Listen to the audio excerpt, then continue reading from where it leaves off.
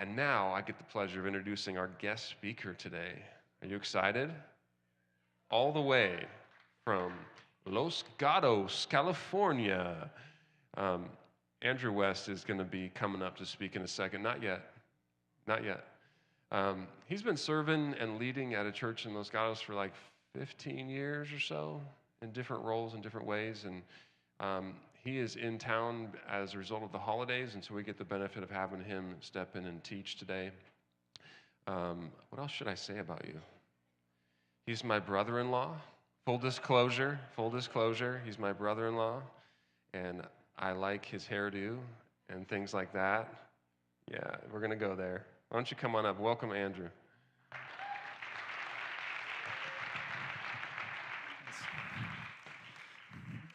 I just like that you get to start with the intro, but I still have a microphone. So the hair thing he just won't let go of.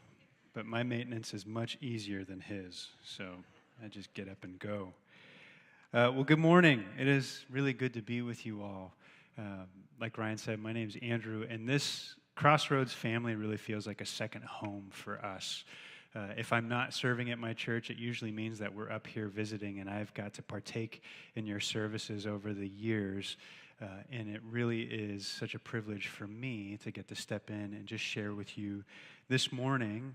And we find ourselves in kind of that unique point of the year, right? It's that tension of we've just celebrated Christmas and what that means that Jesus has come and that our King arrived and changed everything. And then we step away from that, and we all of a sudden we start to look towards the new year that is to come, and we have expectations of what that looks like. And there's this Hebrew word of kavah, which means hope, but really it comes with this word image, and it's kind of when you grab a rope and you pull it tight, that the tension of hope is always found right there in the middle. And I feel like this time of the year is where we find ourselves, hoping that maybe this next year will bring something different. Or for those of you who've had a year that you'd like to see repeated, you're hoping that this next year will be more of the same continued faithfulness of how you've seen God move. And so this morning, what I want to look at is a passage from Isaiah. And he speaks to us in these incredibly profound ways. And at one point, he's speaking to the people, and in Isaiah 9:2, he says, "The people who walked in darkness have seen a great light, and those who dwelt in a land of deep darkness, on them has light shone." And what he's reminding them of is no matter how dark it seems around you, that a great light was coming, and we have the benefit on standing this side of history that great light has come. And that light has come in the person of Jesus. And what we are told in the Gospel of John is that darkness cannot overcome this light. And so we cling to this hope. I remember it was a number of years ago. I was a freshman in college, and I was taking a music theory class, and I probably shouldn't have been. And my teacher was handing back our midterm exams. Right? And as he came and he landed mine on my desk, I looked at it and I noticed something strange. And at the very top, there was just a 2 with a circle around it. So I turned to the person next to me and I said, "How much was this out of?" Which is never a good question to be asking. It usually means you didn't do well. And they said, "Oh, it's out of 100. Right? I got 2 out of 100. So if you're doing the math, that's a 2% that I got on this test. So I'm feeling really good. So I grab everything and I bolt out of that classroom as fast as I can, making eye contact with no one. And when I got back, what I realized had happened was it started with a few musical notes that we were supposed to carry this melody throughout and follow this composition. But right at the very beginning, I got off. I'd made an incredible mistake, and then from there on out, I just butchered the melody that was supposed to be, and all that was left was this battered remnant of a musical masterpiece. You see, this happens for us. There's moments where we just get a little off, and then suddenly it seems like everything from there just continues to get worse and worse. And as Isaiah is stepping in and he's speaking the word of God over this people, he's speaking to this battered remnant They were to be the people of God. They were to sing a melody with their lives that would point to the glory of who he was, but they continued to find themselves in this cycle where they were chasing after lesser things. And at one point, he compares this people that they should have been this mighty forest, this mighty tree, but instead, all that is left is a once mighty tree that has been chopped down, and there's just a stump that remains. See, the stump is language that Isaiah is going to use to describe something that once formerly had life. In Isaiah 6:13, he would use this language for hope. He'd say the holy seed is its stump. And then in Isaiah 11:1, he says, there shall come forth a shoot from the stump of Jesse, and a branch from its roots shall bear fruit. A stump. Not really an inspiring image for any of us. I tried to convince my church back home this Advent season that the stump was the most appropriate symbol for the Advent season, but they didn't buy it on the t-shirts that I tried to put together. They didn't really feel like that said Merry Christmas. But I feel like the visual of a stump is incredibly powerful. Because in some way, shape, or form, we all have a stump story. A stump story is something that happens to you that you now believe life can no longer come from it. Like a tree that has been cut down, the only reminder you have of what once was a stump that has been left behind. See, these moments in our life can stunt our growth, and they can cause us to believe that no growth, no life can come, that it's no longer possible. These stories, if we're not careful, will begin to define us and shape us in some pretty profound ways. And unfortunately, there's some of us in this room that are really good at collecting stump stories, right? We have this whole garden of stumps and all these past moments and failures and moments of shame that we just cling to. And the truth is that some of our stump stories happen because of our own actions. Our own poor choices, that we are left in this moment that feels completely lifeless. But some of our stump stories come from the actions of others towards us, and some just simply seem to happen. Maybe it's a marriage that ends, or a car comes out of nowhere causing an injury that changes everything from that moment on, or it's a diagnosis that happens. It's a friendship that breaks down unexpectedly. There's company layoffs, and you got selected. Your life plan does not seem to be where you thought it would be at this point in your life. Everyone around you seems to be having kids except you. You can't seem to maintain any kind of healthy relationship, or you're simply not where you thought you would be at this point in life, and everything seems to have stalled. Or maybe you just got 2 out of 100 on a test. But on and on this goes. And we collect these garden of stumps in our lives that remind us of where progress has stopped, where we see no hope. And what happens is over time, these stumps become much more like grave markers and tombstones. But what I love is that Isaiah has a very strong view of stumps. He uses the language of forest and trees to describe kings and kingdoms. And where we pick up this morning, we're going to read of a stump. A stump that was once a mighty tree, was once supposed to point to the glory of God, but that has been felled and lay low. And now all that is left of the kingdom of David is this stump. This once strong people has been reduced to the image of a stump. And they find themselves in this moment wondering, can life possibly come from this? Do they have any hope, not just for someday, but for today? See, and I feel this is a question that we all ask ourselves at some point in our lives. When we feel the darkness, or we feel like death is surrounding us, or we're just wondering where we're at, a question we often ask when we're dealing with the stumps of our own life. Is this life possible? And clearly it is, because God is calling us right now on the phone. So if you have a Bible, turn with me to Isaiah chapter 11. We're going to look at the first 10 verses this morning as we walk through. Isaiah chapter 11.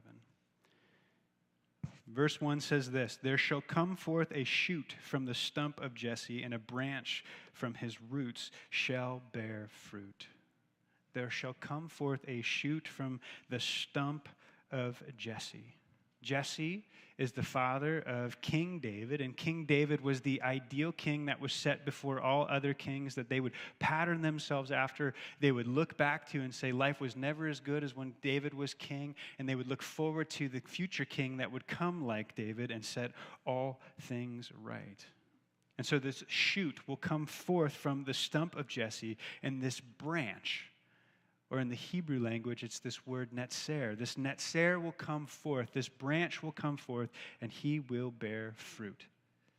But what's he talking about here? What is Isaiah trying to say in this verse? Well, Isaiah, again, uses the imagery of forestry to talk about kingdoms rising and falling. The trees of certain kingdoms will be laid low, and here he is saying that the kingdom of David has been chopped down and reduced to this stump. And for all intents and purposes, the only thing left that this kingdom has is this stump. A reminder that something once grand stood here, but now there is nothing. But what I love about what Isaiah does so often in his prophecy and as he speaks over his people the words of God is that just when it seems like all hope is lost, he speaks to the fact that life will shoot forth from this stump. That a shoot, a branch, a netzer will come and bear fruit. And this shoot will be a king, but not just any king. For Isaiah continues, and he says this, that the Spirit of the Lord shall rest upon him, the Spirit of wisdom and understanding, the Spirit of counsel and might, the Spirit of knowledge and the fear of the Lord, and his delight shall be in the fear of the Lord. See, what will set this branch apart, what will set this new life apart that comes from the stump of Jesse, is that the Spirit of the Lord will rest upon him. The Spirit of the Lord. The Spirit of God will dwell in this king. You see, we see often in the Hebrew scriptures that we call the Old Testament that God would empower his people with his Spirit. Joseph was empowered by the Spirit of God to be able to interpret Pharaoh's dreams. Both Moses and Joshua were filled with the Spirit of God that they might lead God's people. We see this time and time again that the prophets were carried along by the Spirit of God to speak the truth of God. And in the time of the judges, when we see this vicious cycle where the people continue to turn away from God, that God would empower men and women to rise and lead his people, to rescue them and lead them back to him. So here Isaiah is saying that this king, this coming branch, this coming netzer, this one who is to come will have the Spirit of the Lord resting upon him or dwelling upon him. And the Spirit will give him wisdom and understanding. Wisdom and understanding. See, wisdom is the ability to make right judgment in all things. Beth Moore, in one of her studies, says, wisdom is knowledge applied. Head knowledge is useless on the battlefield. Knowledge stamped on the heart makes one wise. I love this idea because we can know all that we are to do and we can step into the battlefield, but unless we can put that into action, we are unwise. Have you ever known the right thing to do and you just didn't do it? I think we've all been there at some point in our life. This is what we call the opposite of wisdom. This is being unwise. You know you need to make that phone call, but you just continue to put it off. You know you have no money in your bank account, but you continue to spend. What Isaiah is saying in this moment is that this king will come and he will carry with him true wisdom. The ability to make right actions and right judgments in all things. But not only will he be wise, but this wisdom will be coupled with understanding, the ability to see to the heart of the issue. To put this into context, have you ever had a conversation with somebody where you really felt like they were tracking with you, hearing you, understanding you, and you're like, this is great, and then you walked away only to realize that they didn't hear you at all and they have no idea what you're talking about? I think in some contexts we talk about this as being in a relationship or being in marriage, right? Where there just seems to be this lag. I see too many heads nodding at that. That's not a good, sorry, don't know my own strengths. I'm going to take this thing down. See, but this understanding that this is talking about in this moment, this is the kind of understanding where someone comes and they kind of grab a hold of your shoulders, right? They look you in the eye and they say, I see you. I hear you. I understand you. I'm with you. See, this is the kind of king that was to come. A king who knew what we needed, not just what we wanted, but understood the predicament that we are in as human beings. And he has the wisdom and understanding to carry us forward. This is the king who is to be trusted. He is wise and he is understanding. But not only that, he has the Spirit of the Lord upon him, and he is wise and he is understanding. But he also has the Spirit of counsel and the Spirit of might. I love how one theologian describes this. He describes counsel as the ability to devise a right course of action. This is the ability to see what needs to be done in the moment. But not only does this king who is coming have the ability to see what needs to be done in the moment, but he also has the might, the power, and the ability to make it happen. This is what sets this branch, this Netzer, apart, that this king who is to come, he sees the course of action, and he has the strength and the ability to make it so. So you can have all the best ideas in the world, but they mean nothing if you never put them into action. But this king who will come, he will set the right course of action and have the power to see it through. And then finally, the last couplet that Isaiah gives us, he talks around the Spirit of the Lord, and he talks about wisdom and understanding, counsel and might. And then finally, he comes to this idea of knowledge and fear. Knowledge and fear. But knowledge and fear of what? Well, the passage tells us that it's the knowledge and the fear of the Lord. That this king's delight will be in the Lord. This king will have a personal and deep relationship with God. This person will have a deep understanding of God's presence in his life, which will lead to a fear of the Lord. And this fear of the Lord will lead to this obedience, this worship, this loyalty, this concern for the thing that the Lord is concerned for in the life of this king. He will be in lockstep with God and what God desires for his people. See, I think this last couplet in particular is a place that we need to pay attention to. Because I think we can get ourselves in a lot of trouble when we get out of order in knowledge and fear. See, what you have knowledge of and what you have fear of will shape your life. And depending on what you place in this holder here, can have devastating consequences. See, I've seen and I've talked to many people who have misplaced their hope in this particular area. Whether it's they were looking to a boyfriend or a girlfriend or a husband or a wife to fulfill their happiness. See, when they begin to place someone in that holder there, then suddenly the fear that drives them in all of life is not losing that person. It is doing whatever that person wants, and then suddenly it shapes everything of who they are. In the same way, I've seen others who've chased after their career to fulfill them, and all that they find meaning in life is centered around the influence and the position and the power that they hold within their career. See, but what happens is then suddenly the fear that drives them is the fear of hanging on to that with all that they have, and it begins to shape their life in ways that we would never intend, or God never intended. See, if we get out of order here, it can have severe consequences. Ahaz, who was king at the time that Isaiah was writing against what was happening, had gotten out of order in this particular area. Instead of fearing God and having knowledge of who God is and trusting that God was going to carry his people through, Ahaz began to look to the powers around him, and he began to make deals and say, maybe you can protect us. Because he forgot who God was. He forgot who he was called to be as king and pointing the people to a knowledge and a fear of the Lord. And in turn, he begins to lose everything. See, this king who is to come will have the Spirit of the Lord and knowledge of the Lord and a deep fear of the Lord. And this Netzer, this branch who is to come, this shoot of Jesse, is the one that all of God's people were longing for.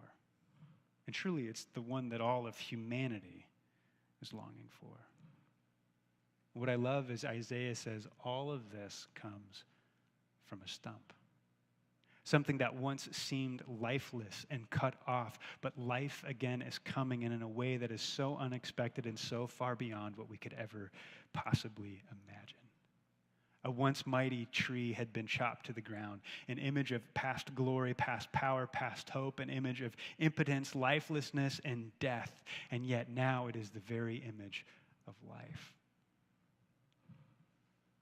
So where are we going with this? This king is described, and then we are told further of how he will reign, how he will use the Spirit of God upon him, how he will live with this wisdom and understanding, this counsel and might, this knowledge and this fear. And so we pick up in verse 3. It says, "He shall not judge by what he sees or decide disputes by what his ears hear, but with righteousness he shall judge the poor and decide with equity for the meek of the earth. And he shall strike the earth with the rod of his mouth, and with his breath of his lips he shall kill the wicked." See, what's beautiful about what Isaiah is saying in this moment is that this king who is to come and set all things right, this king will not come by force. Rather, he comes by inhabiting all that is true and all that is good. He will become a banner by which all people are drawn to him. This king who is indwelled by the Spirit of God will bring true peace, true shalom. He will cut through the chaos and the darkness all around. He will bring a wholeness that we could never get to on our own. He will overcome in ways that we could never do in our own strength. And he will bring peace. Not a forced peace, not a peace bound by military power, but one that comes by his inherent power and at the word of his mouth. This is the king that we all long for and look to. And then in verse 5, it says, "Righteousness shall be the belt of his waist, and faithfulness the belt of his loins." This strange verse is a way of saying that righteousness and faithfulness will be as close to this king as his undergarments, that he is ready to go to work, he's got his belt strapped on, and this is simply who he is. He is righteous, and he is faithful, and he is true. And this king's reign will be marked by peace.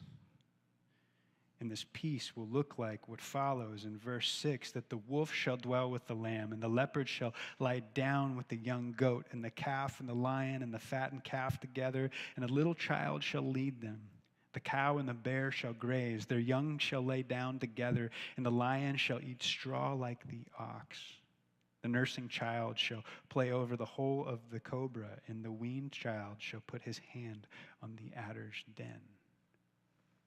See, the images that we are given here are images of enemies being joined together.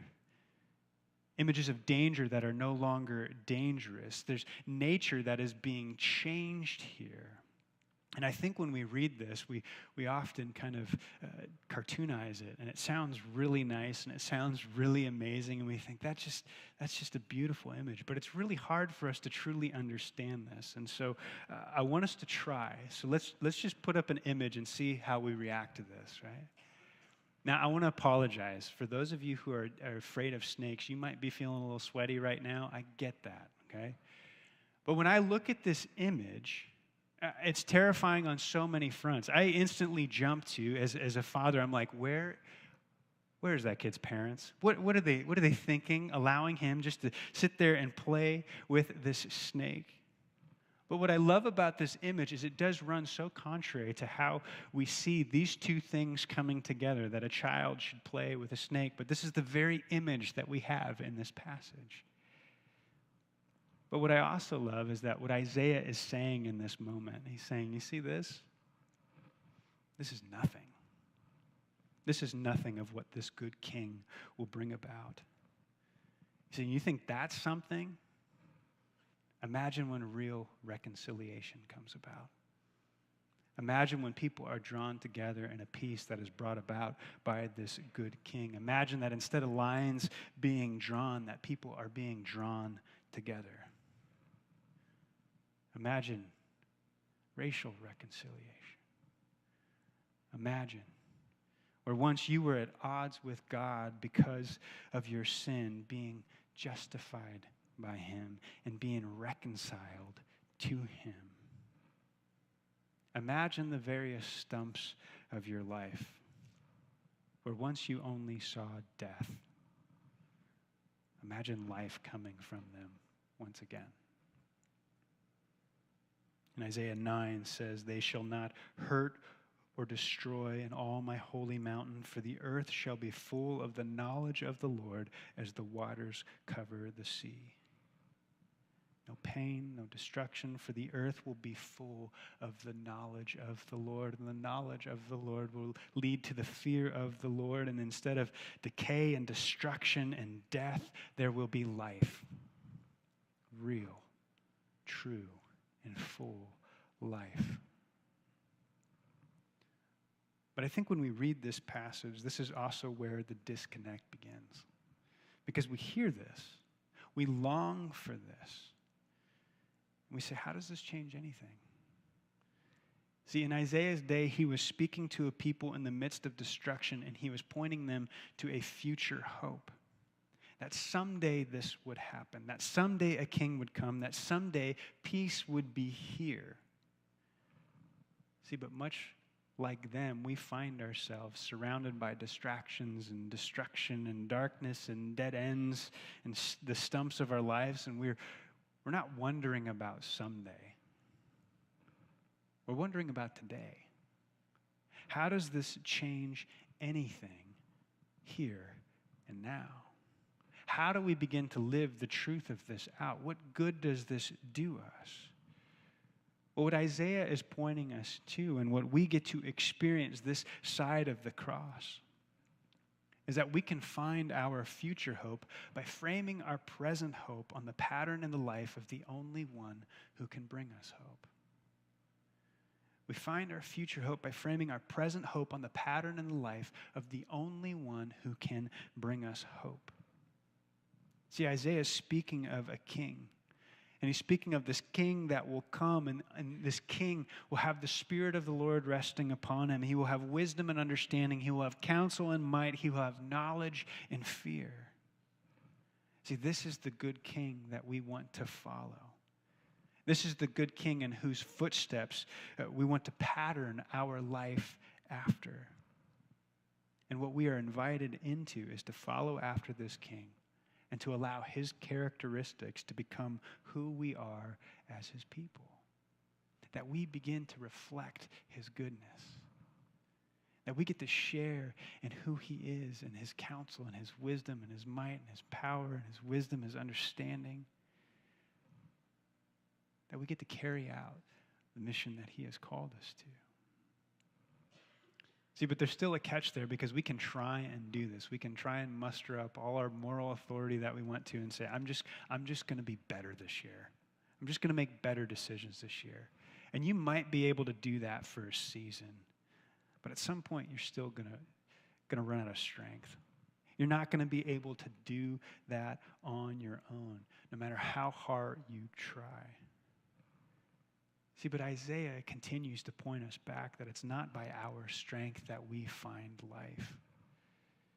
He continues to point us back to this shoot, this branch, this netzer that will come from this stump. And he begins this section in verse 1 by pointing to the shoot that will come from the stump of Jesse. And then verse 10, he brings us back.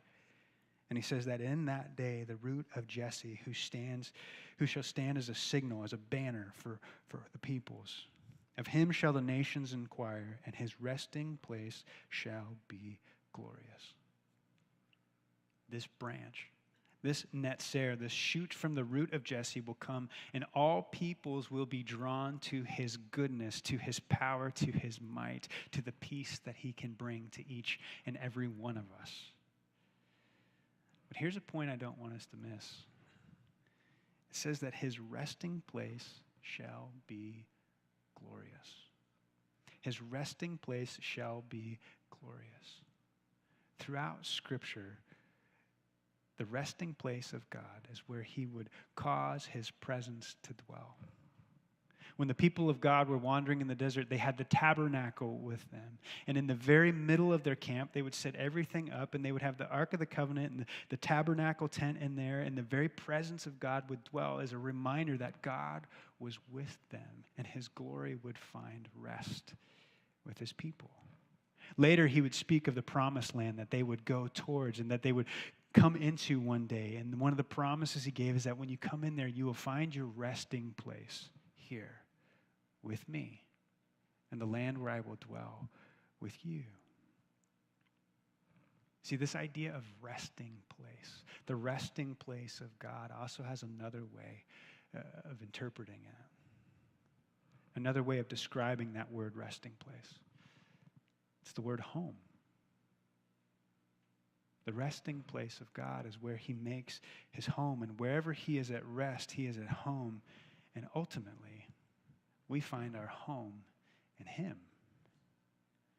And when we are outside of this, we will never feel at peace, and we will never feel at home. But this is the amazing movement of God toward us. See, this is the netzer, the branch that comes to save us, to rescue us, who makes a home among us.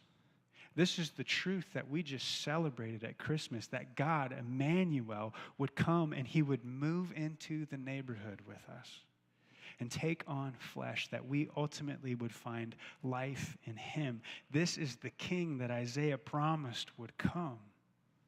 And he dwelt among us, pointing us towards the truth of who we were designed to be, people who walked in relationship with God. But the very thing that kept us separate from him, he himself would take on, and he would be nailed to a cross in our place, that we ultimately could find life in him. See, this is the offer of this king that Isaiah is speaking about. The Spirit of the Lord is upon him, but he's coming for us, and he's coming toward us. And what I love is that Matthew, in Matthew 2:23, he's talking about Jesus and some of the prophecies that are made about him. And he begins by saying that Jesus went and lived in a city called Nazareth. And so that was spoken by the prophets might be fulfilled, that he would be called a Nazarene. And there's been lots of discussion around how does this play out? What does this mean? What's going on here? And there's many, and I'm one of them, who ascribes that what Matthew's doing here is there's a play on words.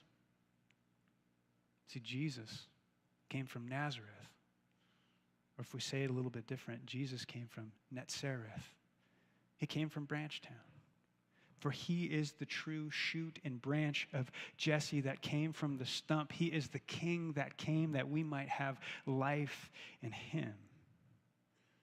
So he dwelt among us, that he could point us in the way in which we should go. And this is our hope. This is the light that breaks through all of the darkness that surrounds us. And God, in his infinite wisdom, sent a fragile baby boy to come and dwell on earth as part of his incredible plan that we could ultimately find our rest, our home, and life in him.